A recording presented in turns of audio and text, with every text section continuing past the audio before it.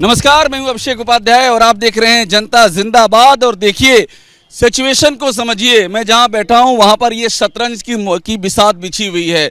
और शतरंज की बिसात इसलिए बिछी हुई है क्योंकि प्रेमचंद की एक कहानी है शतरंज के खिलाड़ी, जिस पर कि सत्यजीत रे ने फिल्म बनाई थी। बहुत ही महान फिल्म थी।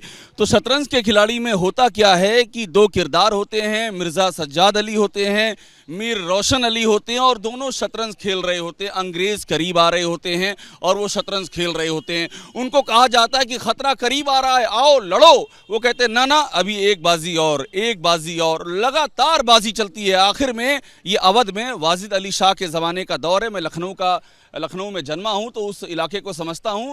तो अंत में होता है कि अंग्रेज एकदम किनारे आ जाते हैं, करीब आ जाते हैं। और ये दोनों जो हैं, ये दोनों वाजिद अली शाह के जागीरदार होते हैं। और ये होता है कि अब मार देंगे अंग्रेज, लेकिन वो दोनों शतरंज की बाजी में लगे रहते हैं। और आखिरकार में क्या होता है कि वो आपस में ही एक दूसरे पर अटैक कर देते हैं और शतरंज की बाजी भी खत्म हो जाती है और खेल भी खत्म हो जाता है। तो ये कहानी सुनाई इसलिए है क्योंकि आज नीतीश कुमार हैं दिल्ली में। और देखिए, उतरना मुश्किल होगा, शतरंज गिर भी गई, यही कहानी है। ये शतरंज वहां तो नहीं गिर जाएगी। नीतीश कुमार आज दिल्ली में हैं और बाकायदा एक नई बिछाने की तैयारी है। पूरा विपक्ष एकजुट होने वाला है। नरेंद्र मोदी को हराने की कवायद है। तो क्या ये पूरा विपक्ष नरेंद्र मोदी को हटाने के अभियान में कामयाब होगा? पहले ये रिपोर्ट देखिए और उसके बाद जनता जिंदाबाद लाइव होगा। दोपहर 1 बजे का वक्त था जब नीतीश कुमार राहुल गांधी से मिलने कांग्रेस अध्यक्ष मल्लिकार्जुन खड़गे के घर पहुंचे थे। सर। खड़गे और राहुल गांधी ने नीतीश की अगवानी की। राहुल जब नीतीश के सामने आए तो मजाकिया लहजे में नीतीश ने उनकी दाढ़ी की ओर इशारा किया और फिर यहीं गेट पर फोटो सेशन चला। नीतीश कुमार के साथ डिप्टी सीएम तेजस्वी यादव भी थे। करीब घंटे भर की मीटिंग के बाद यह तय हुआ, पूरे देश में विपक्ष को एकजुट करने का प्रयास किया जाएगा। अधिक से अधिक पार्टियों को पूरे देश में एकजुट करने का प्रयास करें और उसके लिए हम लोग अपना कोशिश करेंगे। सब लोग एग्री करेंगे, वो सब लोग बैठेंगे और एक साथ हम लोग आगे का काम करेंगे, मिल करके चलेंगे। ये बात तय हो गई है। ऑपोजिशन को एक करने में एक बहुत ऐतिहासिक कदम लिया गया है। ये एक प्रोसेस है और ऑपोजिशन का जो देश के लिए विजन है उसको हम डेवलप करेंगे और जितनी भी पार्टियां हमारे साथ चलेंगी उनको हम सबको एक साथ लेकर जो देश में आइडियोलॉजिकल लड़ाई चल रही है, विचारधारा की लड़ाई चल रही है, उसको लड़ेंगे। एक तरफ राहुल गांधी बीजेपी विरोधियों को एक छतरी के नीचे लाने की कोशिश कर रहे हैं तो दूसरी ओर कांग्रेस के अंदर ही मेल नहीं। कल राजस्थान की तस्वीर पूरा देश देख चुका है। वैसे खबर यह है, चुनावी साल में कांग्रेस नेतृत्व रिस्क नहीं लेना चाहता, लेकिन सीएम अशोक गहलोत का रुख क्या रहेगा ये कोई नहीं जानता। हालांकि वंदे भारत ट्रेन के उद्घाटन के मौके पर प्रधानमंत्री मोदी ने गहलोत को लेकर चुटकी लेने का मौका नहीं छोड़ा। गहलोत जी का विशेष रूप से मैं आभार व्यक्त करता हूं कि इन दिनों वो राजनीतिक आपाधापी में उनका अनेक संकटों से वो गुजर रहे हैं। उसके बावजूद भी विकास के काम के लिए समय निकाल करके आए। फिलहाल की तस्वीर तो यही कहती है, मोदी के खिलाफ 2024 में विपक्षी एकता बनाने की कोशिश हो रही है, लेकिन ये कोशिश कामयाब हो पाएगी इसे लेकर संदेह है। तो अब शुरुआत करते हैं जनता जिंदाबाद में बहस की। मैं इस समय मयूर विहार फेज 2 में हूं और इससे पहले कि ये जो हमारे गेस्ट हैं इनसे आपका परिचय कराऊं, मैं चाहूंगा यहाँ की जनता के नाम तालियां बजाइए, नेताओं के नहीं, जनता के नाम तालियां। और जब जनता के नाम तालियां बजेंगी, देखिए यहाँ स्त्री शक्ति भी इधर दिखाइए, मैडम के लिए भी तालियां, स्त्री शक्ति हैं इसलिए तालियां। देश की आधी आबादी, चुनाव वही जीतेगा जिसे आधी आबादी, हाँ, जिसे आबादी चाहेगी वही जीतेगा। मतलब सही लाइन पे जा रहा हूँ मैं? हाँ, बिल्कुल सही। देखिए, सहमति मिल गई है, जिसे आधी आबादी चाहेगी वही जीतेगा। और सभी अपने मेहमानों का परिचय करा दूं। परिचय कराने से पहले वो शोले फिल्म का डायलॉग जिसमें कि गब्बर सिंह पूछता है कि वो तुम 2 थे, वो 3 थे और फिर भी तुम 3 थे, वो 2 थे, फिर भी भाग आए सारे के सारे। तो आखिरकार 2 कौन है और 3 और 30 कौन है? पहले परिचय कीजिए। हमारे साथ में मनोज यादव बीजेपी की ओर से बात कर रखेंगे अपनी। रुद्र विक्रम सिंह एनालिस्ट हैं। मनीष गुप्ता, ये भी पॉलिटिकल एनालिस्ट। गुप्ता जी इधर कैमरा उधर जाए। आलोक वत्स ये सामने हैं। संदीप चौधरी, धर्मेंद्र यादव, संजय सिंह, संजय मिश्रा और साथ में परवीन सेठी। और देखिए जिस समय मैं बात रख रहा हूं उस समय ममता बनर्जी की तस्वीर आप देख रहे हैं, कोलकाता में इफ्तार पार्टी में पहुंची हुई हैं। यानी कि मौका भी है, दस्तूर भी है, इफ्तार पार्टी हो, गले मिलन हो, जो भी होगा सब में होगी 2024 की बात कि 2024 में मोदी को कैसे हराना है। तो शुरुआत कर देते हैं और ये शुरुआत आपसे करते हैं। क्या नाम बताया था आपने? Professor Dharmendra Yadav, professor Dharmendra Yadav, Samajwadi party प्रवक्ता समाजवादी पार्टी। प्रवक्ता धर्मेंद्र यादव आपके यहाँ सांसद भी रह चुके हैं पूर्व? हाँ बिल्कुल, बताइए कि माननीय सांसद रहे हैं। उनसे कोई संपर्क तो नहीं है आपका? पार्टी में मैं प्रवक्ता हूँ तो सबसे संपर्क है। कंफ्यूजन हो जाता है, मैं लगा उनसे तो नहीं बात कर रहा हूँ। आप कंफ्यूज मत होइए, अब समय कंफ्यूजन करना ही है। मीडिया अब में कंफ्यूजन अच्छी बात नहीं है। मुझे एक बात समझा दीजिए कि जो चर्चा हो रही है कि क्या वाकई सब लोग मिल जाएंगे? देखिए सारे लोग ये सोच रहे हैं और ये पूछ रहे हैं कि मोदी को हरा देंगे क्या इस बार? मोदी को हराना इसलिए जरूरी है कि अरे जरूरी ना बताइए, हरा देंगे कि नहीं ये ना, आप सुन लीजिए, आप अपनी बात रखें, मेरी बात रखने दीजिए। आज देश जिस परिस्थिति में है, लोकतांत्रिक मूल्यों का जो हनन हो रहा है, संवैधानिक संस्थाओं का जो दुरुपयोग हो रहा है, सारे दलों को मिल करके एक छतरी के नीचे आ करके भारतीय जनता पार्टी के तानाशाही रवैये को और भारतीय जनता पार्टी ने जिस तरह से युवाओं के रोजगार का झांसा दिया, 2 करोड़ रोजगार देने की बात कही, उसके बाद उनके सपनों को चकनाचूर किया। यही दिल्ली में जहां आप शो कर रहे हैं, आपके बगल में 750 किसानों की मौत हुई, उसके बाद मोदी जी एक ट्वीट भी नहीं कर पाए। बिल्कुल ट्वीट भी नहीं कर समय लूंगा। अगर किसानों के हित ऐसी नहीं है, नौजवानों के हित ऐसी नहीं है, व्यापारियों के नहीं है, आपको इसलिए इनका जाना जरूरी है। इसलिए रोकूंगा। मैंने पूछा था कि मोदी को हरा पाएंगे नहीं, और आपने कर्ता ने कर्म से करण से तक संप्रदान के लिए पूरा व्याकरण गिना दिया कि जरूरी क्यों है।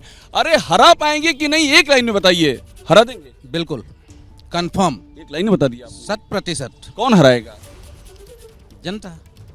जनता चुनाव लड़ रही है क्या? बिल्कुल चुनाव लड़ रही है। आप तो जनता को, देश की आपका नाम देश की जनता ही हराती। अपना नाम बताइए आप। संजय मिश्रा। किस पार्टी से हैं? कोई पार्टी नहीं, बस आम आदमी हूं। आम आदमी पार्टी है, लेकिन टिकट की आदमी है, लेकिन टिकट की दावेदारी होगी तो जनता नहीं, टिकट हमको चाहिए। तो जनता कहाँ लड़ रही है? प्रधानमंत्री कौन बनेगा बताइए? मोदी नहीं तो कौन? आग्रह करूंगा और मीडिया से भी आग्रह करूंगा कि सत्ता पक्ष कभी भी नहीं चाहेगा मुद्दे पे लड़ाई हो, मुद्दे पे चुनाव हो, लेकिन आप लोगों को मुद्दे को लेकर आना चाहिए और मैं चाहता हूं कि मुद्दे पे बात हो। क्या मुद्दा है?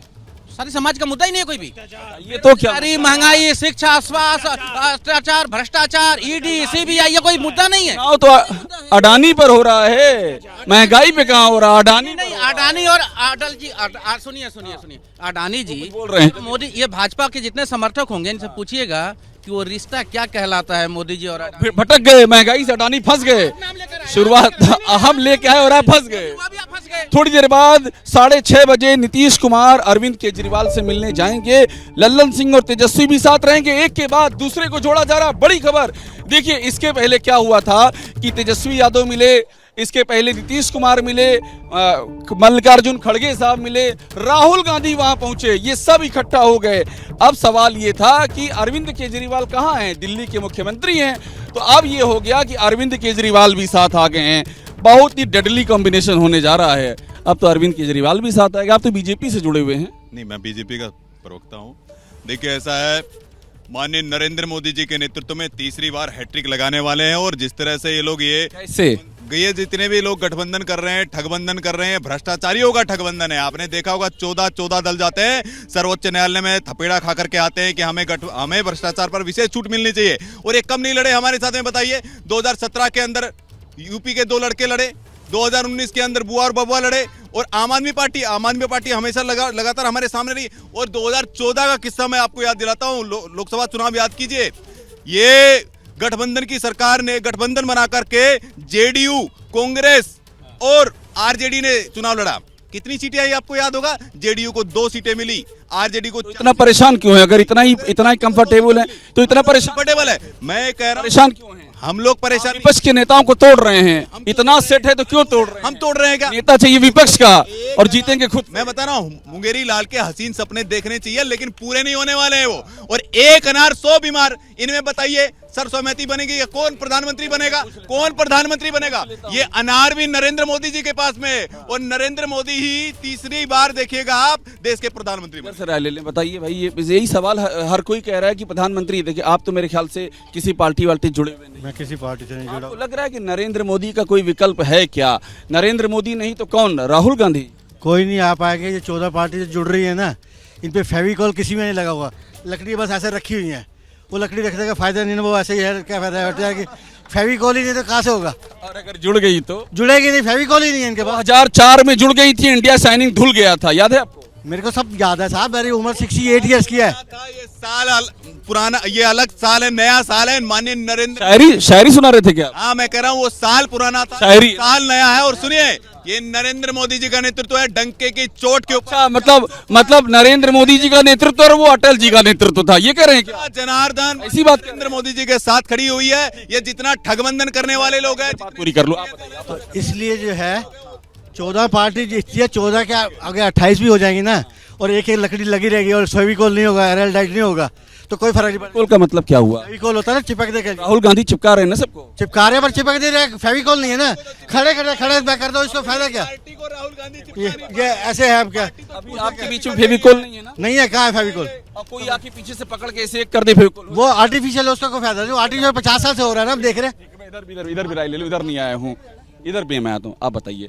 देखिए, बहुत ही जबरदस्त यहाँ बहस छिड़ गई है, और मैं शुरुआत इसलिए कर रहा हूँ कि नीतीश कुमार, तेजस्वी यादव, अरविंद केजरीवाल, और अगर दीदी भी आ गई बंगाल से, दीदी इफ्तार पार्टी दे रही हैं, तब तो फिर खेल बिगड़ जाएगा। देखिए, मुद्दा ये नहीं है कि कौन इकट्ठा हो रहा कौन नहीं इकट्ठा हो रहा, ये देश की बात है, देश की जनता की पुकार है। यहाँ के जो मुद्दे हैं, चाहे महंगाई है, चाहे रोजगार है, चाहे शिक्षा है, चाहे स्वास्थ्य है, उसके ऊपर ध्यान नहीं दिया जा रहा। चेहरा कौन बताइए ना, पूछ रहे हैं वो। अरे चेहरा की चिंता आपको क्यों है? चेहरा कोई भी हो सकता है। कौन हो सकता है? अगर आप भी किसी जमाने में 2 सीटों पे थे, भारतीय जनता तेजस्वी यादव पार्टी को बनाने वाले अटल बिहारी वाजपेयी, मदन लाल खुराना, अरुण जेटली, उनका बोया हुआ ये खा रहे हैं। उधर से इतने नाम, इधर से एक भी नाम नहीं। बाबा रामदेव की भविष्यवाणी देखिए, सुनते रहिए, यहाँ के सारे लोग सुनिए। बाबा रामदेव ने क्या भविष्यवाणी कर दी है?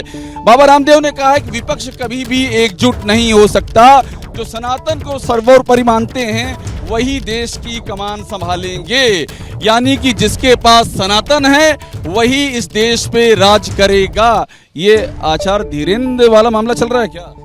अब धीरेन्द्र बागेश्वर सरकार वाला मामला चल रहा है? धीरेन्द्र बागेश्वर का नहीं चल रहा, ये रामदेव जी बहुत पुराने सपोर्टर है बीजेपी की। पुराने सपोर्ट 2014 में उनकी टक्कर हुई थी, उन्होंने कहा था मुझे सोनिया गांधी को हराना है।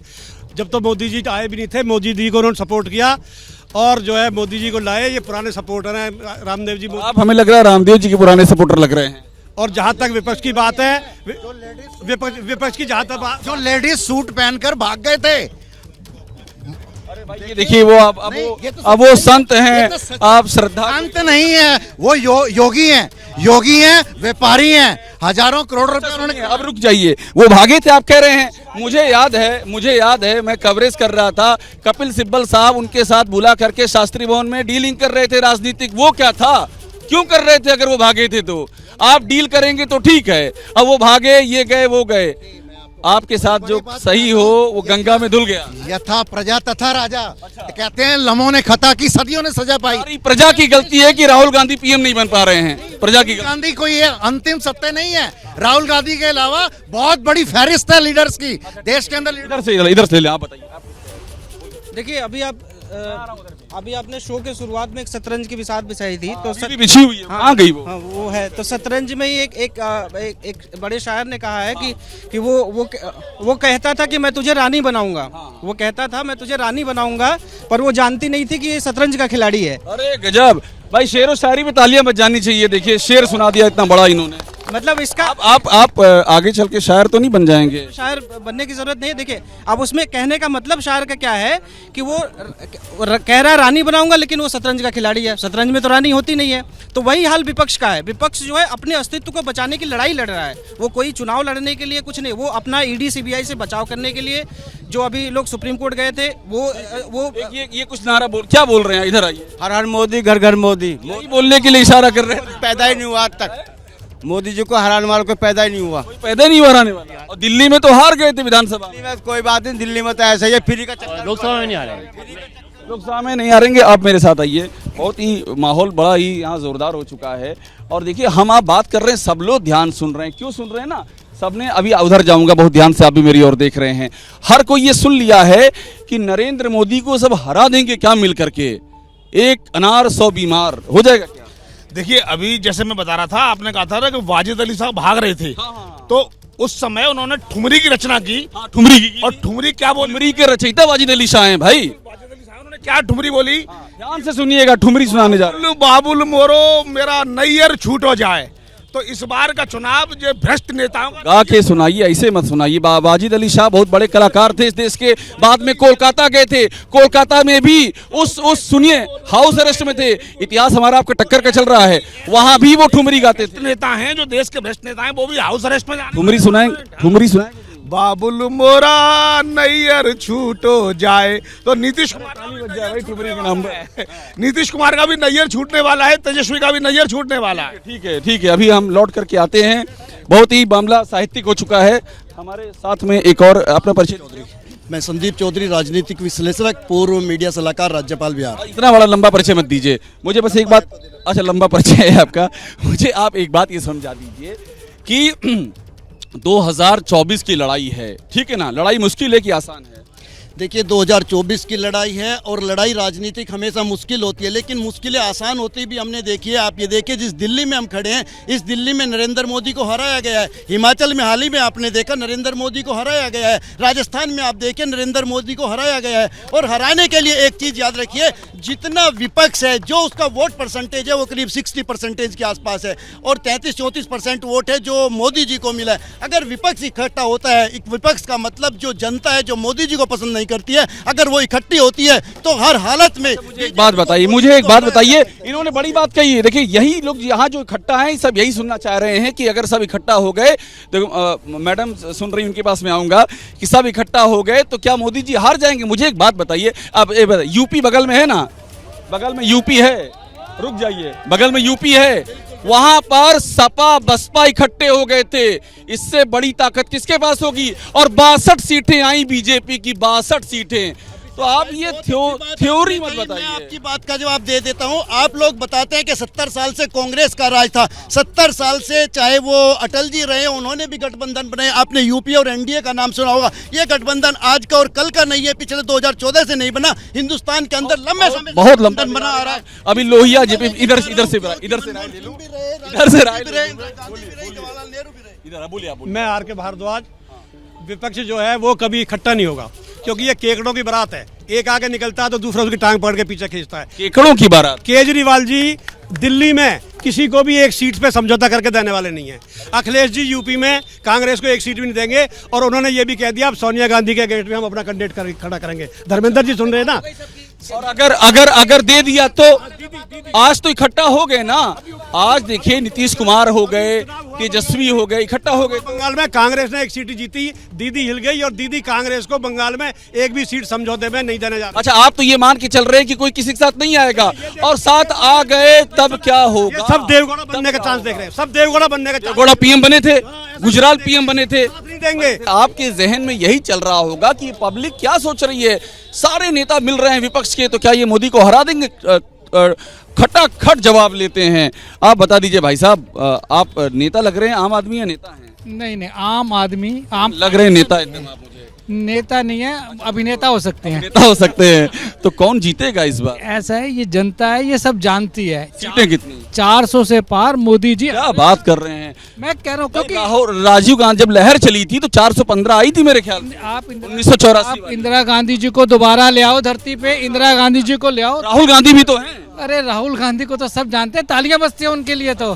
तालियां सामान्य बज सकती हैं। हाँ, तो वो विपक्ष में बैठ के ताली बजाएंगे 40 सीट के साथ। आप बताइए सही बात है, वही आएंगे। कौन आएगा? राहुल गांधी, मोदी जी, अरविंद केजरीवाल, तेजस्वी यादव? मैडम आप बताइए। नहीं, मोदी जी आएंगे। एक्चुअली उनकी टक्कर में अब कोई है ही नहीं। है ही नहीं कोई टक्कर। नेता बताइए, सब इकट्ठा भी हो जाए तो? हाँ? संगठन में शक्ति, बचपन में हम लोग पढ़ते आते थे, संगठन शक्ति तो है, अगर सब इकट्ठा हो तो कुछ कर सकते हैं। जुड़ गए अगर तो क्या होगा? सब जुड़ गए तब भी मोदी जी को नहीं हरा सकते। मोदी जी मतलब आप तो कहते सुपर पावर हो मोदी जी, ऐसा लगता है कि आपको सुपर पावर है क्या कोई? सुपर पावर हमारा देश है जो मोदी जी बना रहे हैं। इंडिया प्रोस्पेस होते जा रहा है दिन ब दिन, क्योंकि सिर्फ मोदी जी बहुत ज्यादा काम कर रहे हैं, हर फील्ड में काम कर रहे हैं वो। क्या बात है भाई, कह रहे हैं मोदी जी सुपर पावर बना रहे हैं। मैं देख रहा हूँ, देखिए जनता जिंदाबाद, जनता का शो है, डेमोक्रेसी होती है। सर क्या नाम है सर आपका? सुरेंद्र कुमार भाटला जी। पाटला जी, मैं बार बार देख रहा हूँ सुरेंद्र जी जब जब ये ब्रेक हो रहा है यहाँ पहुंच जा रहे हैं। आपका नाम क्या है? संजय मिश्रा। आइए नजदीक आइए ना। और इन लोगों में जबरदस्त बहस हो रही है और उसके बाद कह रहे हैं कि चाय पीने घर आएंगे क्या? बड़ी प्यार वाली बहस हो रही है। बड़े भाई हैं, इनका आशीर्वाद ये देखिए, आशीर्वाद दे दिया। ऐसे दिल्ली में थोड़े बैठे हैं। विजयी भाव कौन होगा ये? यहाँ 70 में 62 में किसने दिया? किसने दिया? इन लोगों ने दिया। और मैं सम्मान करता हूँ दिल्ली की जनता की। और आज अरविंद केजरीवाल 303 किसने दिया? वो जनता ने नहीं दिया। देश की जनता ने, वो जनता ने नहीं देश की जनता ने तभी कहा। आम आदमी पार्टी को जनता जिता रही है, बीजेपी को कौन जिता रहा है? मैं देश की जनता ने दिया, दिल्ली की जनता ने दिया। दिल्ली का ये है, दिल्ली तक है लिमिटेड, वो दिल्ली के दिया। संजय मिश्रा जी, मैं एक बात कहना चाहता हूँ, एक मिनट बात कंप्लीट नहीं, मैंने अपनी कंप्लीट कर दूं।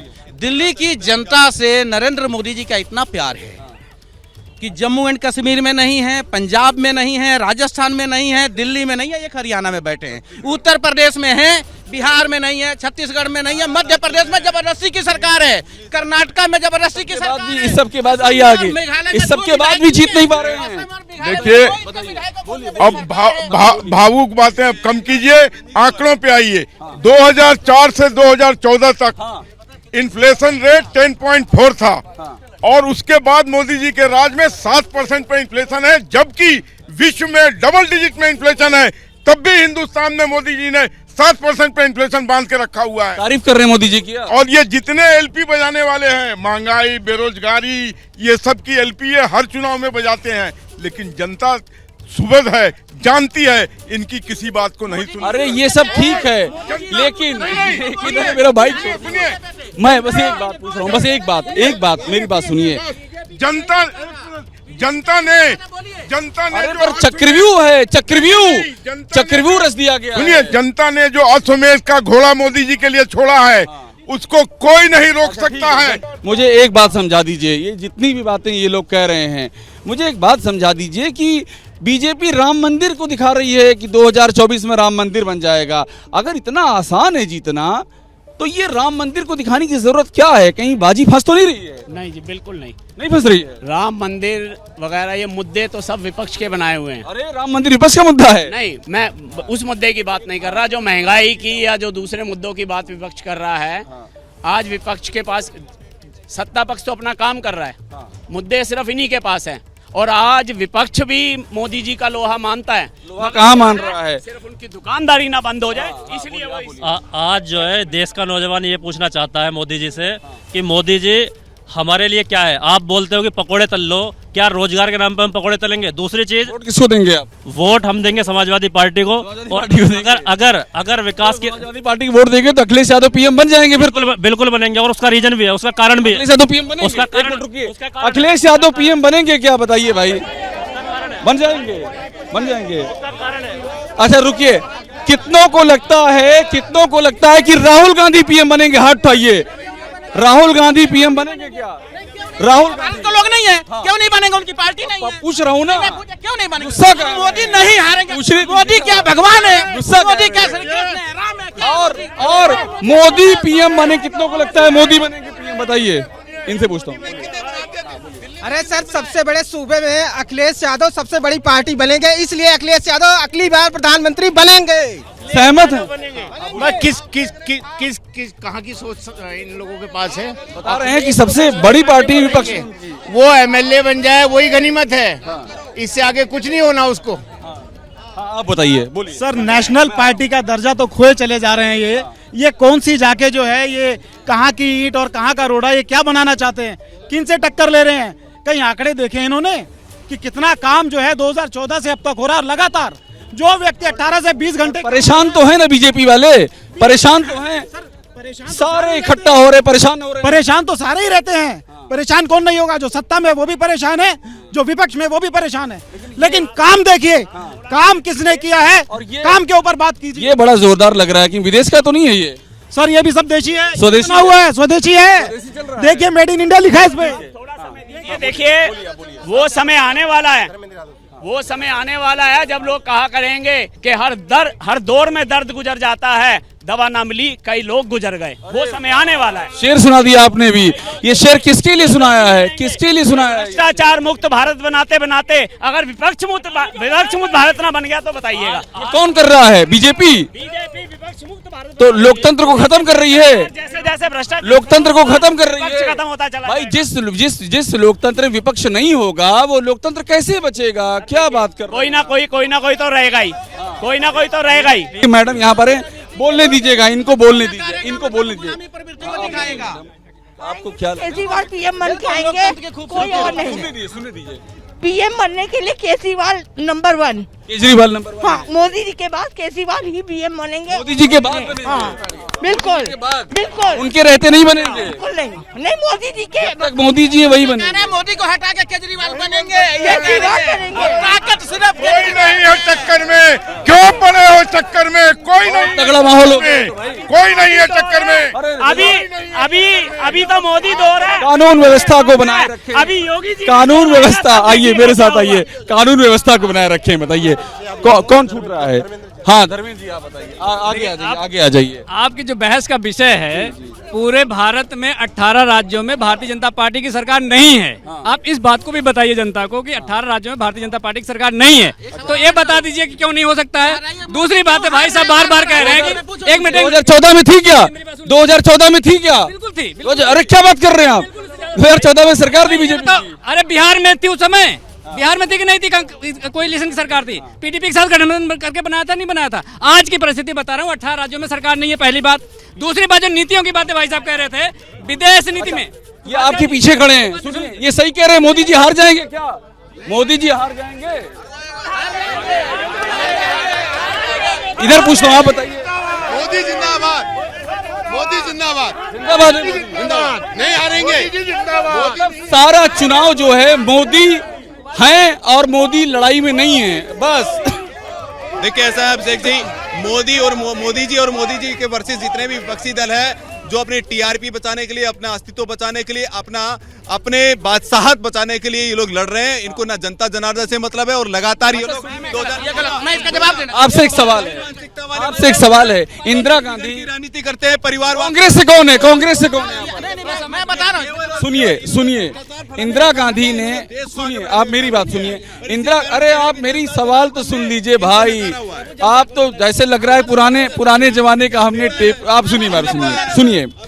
इंदिरा गांधी ने एक चुनाव लड़ा था 1978 में। इंदिरा गांधी ने चुनाव लड़ा था और उस समय ये हो रहा, एक नारा किया गया था, एक शेरनी 100 लंगूर, चिकमंगलूर, और इंदिरा गांधी जीत गई थी। अब बताइए। देखिए, लोकतंत्र में 133 करोड़ लोग जो हैं, सब शेर हैं। सुन लीजिए, पहले सब शेर हैं। मैं जिस बात पे आ रहा था, आप मुझे लाने नहीं दे रहे हैं। सुन लीजिए, आज सुनिए, पहले पूरा देश विश्वगुरु बनाने की बात करके पूरे दुनिया में गो मांस के एक्सपोर्ट में भारत नंबर 1 है। गो मांस एक्सपोर्ट में भारत एक नंबर 1 बन गया। कहाँ से बन गया? गो मांस में नंबर 1 बन गया। चाइना से निर्यात में 2022 में। मैडम आप बता दीजिए, मैं यहीं की रहने वाली हैं? हाँ, मैं आप तो पॉलिटिकल नहीं होंगी। मैं मुजफ्फरपुर बिहार से रहने वाली हूँ। लेकिन हाउस वाइफ है ना आप? हाँ जी, हाँ जी। आराम से रोटी बनाती होंगी, आलू गोभी की सब्जी बनाती होंगी, चावल दाल बनाती होंगी, लिट्टी चोखा बनाती होंगी। आपको नहीं मतलब है राजनीति से? है पीएम कौन बनेगा? प्रधानमंत्री नरेंद्र मोदी जी बनेंगे। वही बनेंगे? राज उन्हीं का चलेगा। अच्छा, हाँ, उन्हीं का राज चलेगा। किसी पार्टी से नहीं ना आप? नहीं, किसी पार्टी से ऐसा कुछ नहीं है, लेकिन मोदी जी के ही राज चलेगा। बड़ी खबर आ गई, केजरीवाल से मिलने पहुंच गए नीतीश कुमार। ये एक खबर मैं आपको बता रहा हूं। एक और डेवलपमेंट हो गया इसी बीच में कि केजरीवाल से मिलने पहुंच गए हैं नीतीश कुमार यानी कि लगातार विपक्ष की एकजुटता की तस्वीर सामने आ रही है और ये तस्वीर अभी और सामने आएगी। तो यही मुद्दा है। आप भी गृहिणी हैं मेरे ख्याल से, आप भी तस्वीर, और एक मिनट रुक जाइए, तस्वीरें भी सामने आ गई। आप तस्वीरें देखिए, तस्वीर आ गई है, लल्लन सिंह साथ में है, संजय झा साथ में है, केजरीवाल से मिलने पहुंच गए नीतीश कुमार, सब इकट्ठे हो गए हैं। ऑन एयर तस्वीरें देखिए, सारे विपक्षी जो है एक साथ हो गए हैं और लड़ाई बहुत ही ज्यादा दिलचस्प हो गई है। एक गाड़ी से नीतीश कुमार पहुंचे हैं अपनी, और केजरीवाल से उनकी मुलाकात होगी। ये बहुत ही महत्वपूर्ण खबर इसलिए है क्योंकि अगर ये सारी पार्टियां ऐसे इकट्ठा होती रहीं तो क्या होगा देश। सारे विपक्षी एक तरफ हो जाए, वो अकेले ही झेल जाएगा सबको। कौन अकेले झेल जाएगा? मोदी अकेले ही झेल जाएगा, फिक्र ना करो, वो अकेले ही आया। समीकरण बिगाड़ दिया तो सबने, समीकरण बिगाड़ दिया तो के बल पे जो है पार्टी आई है। इतना यकीन कैसे है आपको? 10 साल हो गए उसे देखते हुए, और आगे भी देखेगी उसे। और लेकिन आप ये बताइए, साल में भरोसा नहीं है तो किस पे भरोसा है? लेकिन वो भी तो सपोर्ट दूसरी पार्टियों का ले रहे हैं ना, बीजेपी की भी सहयोगी हैं, अपने दम पे थोड़ा ना लड़ रहे हैं। लेते ही है, सभी लेते हैं। और दीदी का क्या होगा, ममता दीदी?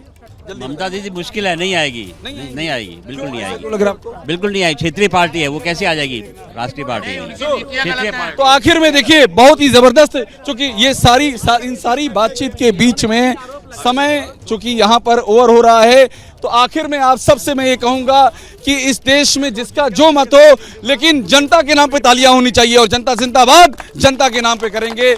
सचिन पायलट की बगावत और राजस्थान की राजनीति में उसके असर पर केंद्रीय जल शक्ति मंत्री हैं गजेंद्र सिंह शेखावत। उन्होंने एबीपी न्यूज से की है एक्सक्लूसिव बातचीत, और इस बातचीत में गजेंद्र सिंह शेखावत ने कहा है चुनाव से पहले समीकरण अभी बहुत बदलेंगे।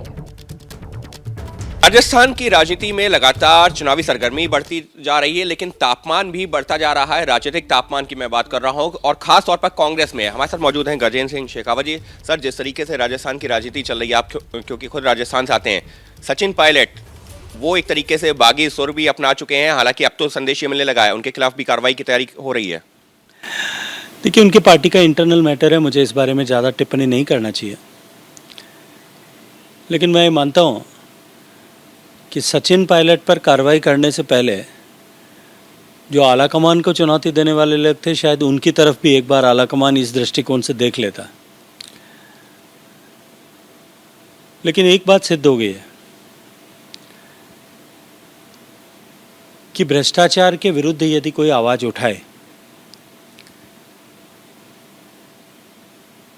उसके ऊपर निश्चित रूप से कांग्रेस में कहीं ना कहीं गाज गिरती है। ये तो ठीक है कि उन्होंने झूठ ही सही वसुंधरा राजे जी की सरकार के समय के भ्रष्टाचार की चर्चा की थी। अगर उन्होंने राजस्थान की वर्तमान सरकार की भ्रष्टाचार की नंगी सच्चाई को अगर उजागर करने के लिए 2 शब्द बोल दिए होते तो शायद अब तक कार्रवाई हो चुकी होती। जिस तरीके से सचिन पायलट को जब वो धरना करने जा रहे थे, उससे पहले कह दिया गया था कि पार्टी के खिलाफ ये गतिविधि है, लेकिन फिर भी सचिन पायलट ने किया है। उसके बाद में अशोक गहलोत का बयान सामने आना, और अब जो है जिस तरीके से बात हो रही है कि उनके खिलाफ कार्रवाई, तो कांग्रेस की ये जो टूट है, ये बीजेपी इसको कैसे देख रही है? सर, चलिए, मैं इस पर कोई टिप्पणी करूंगा तो कल को ये कहेगा कि इसमें भी शायद भारतीय जनता पार्टी का हाथ होगा, या इसमें भी शायद कहीं गजेंद्र सिंह, अमित शाह और धर्मेंद्र प्रधान कर रहे होंगे। इसलिए मैं इस पर टिप्पणी नहीं करना चाहता। उनके घर की लड़ाई है, उनको देखना चाहिए। लेकिन सर, इस सबके बीच में जो है बीजेपी, क्योंकि चुनाव अगले जो है 6-7 महीने में चुनाव होने हैं, तो बीजेपी इसको कैसे देख रही है? क्योंकि एक चर्चा अब जो है राजनीतिक हलकों में आपने मेरे से ज्यादा सुनी होगी। इन सब विषयों के ऊपर मुझे लगता है कि चर्चा करने की आवश्यकता भी नहीं है, क्योंकि जिस तरह के ज़मीनी हालात हैं, जिस तरह के धरातल के हालात हैं, राजस्थान की जनता अपना न केवल मानस बना चुकी है, अपितु इस कुराज को, इस अत्याचार के शासन को, इस अराजक शासन को उखाड़ फेंकने के लिए एक एक दिन, एक एक क्षण जीन करके इंतजार कर रही है। अब राजस्थान में ये कांग्रेस समूल रूप से उखाड़ करके जनता फेंक दे, इसमें कहीं कोई संदेह भी नहीं है और कहीं कोई संशय भी नहीं है। आखिरी सवाल इसी से जुड़ा हुआ, चर्चा ये चल रही है कि सचिन पायलट, हनुमान बेनीवाल और आम आदमी पार्टी क्या ऐसा भी जो है गठबंधन हो सकता है? अगर वो होता है तो बीजेपी के लिए कितनी बड़ी चुनौती, क्योंकि अभी तो देखते जाइए, अभी चुनाव के 5-6 महीने हैं, उसमें कई तरह के कयास भी लगेंगे, कई तरह की नई इक्वेशंस भी दिखाई देंगे, लेकिन एक चीज़ अवश्य यही रहेगी कि कांग्रेस जाएगी और भारतीय जनता पार्टी का कमल अब की पूरे जो है सुनहरे रंगों के साथ में खिलने वाला है। क्या मजबूरी है मेरी, बताइए। मैं अभी आपको बताती हूँ कि मैंने ओए होए होए होए, नमकीन के चटकारे लेते हुए टकटकी मार के डिबेट शो को पॉज रिपीट कर करके देख रहे हैं जोगिंदर जी। इनकी तरह आप भी देखें अपनी फेवरेट डिबेट्स को रिपीट कर और डाउनलोड कीजिए एबीपी लाइव ऐप अपने स्मार्ट टीवी पर।